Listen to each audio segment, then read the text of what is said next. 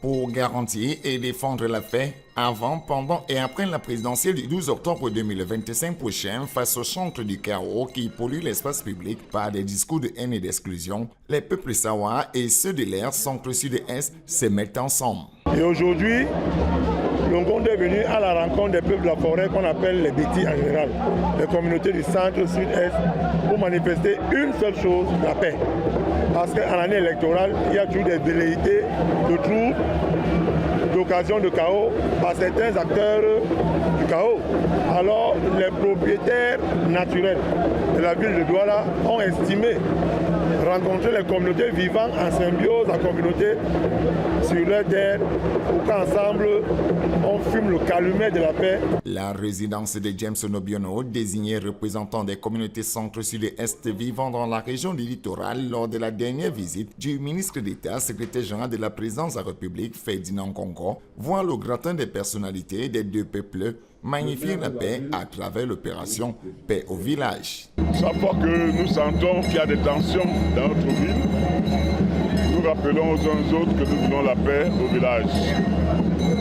Douala est un ensemble de villages et nous souhaitons que ceux que nous avons accueillis pour venir partager avec nous la joie de vivre, pour partager avec nous le développement de notre ville et qui y ont contribué participe également à maintenir la paix. Exemple de la quête d'harmonie et d'unité dans la diversité culturelle qui caractérise le berceau de nos ancêtres, dont tous les fils du nord au sud, de l'est à l'ouest, ont inscrit leur nom en lettres d'or. Qui se ressemblent, s'assemblent. C'est la raison pour laquelle ce rassemblement entre les Sawa et les peuples des régions centre, sud et est se fait avec aisance. Et nous prions Dieu que c'est ce lien-là qui a été tissé depuis de longue date par deux de nos fils, Roland Mangabel et Martin Paul Samba, lorsqu'ils avaient été déportés en Allemagne. Ils se sont connus en Allemagne.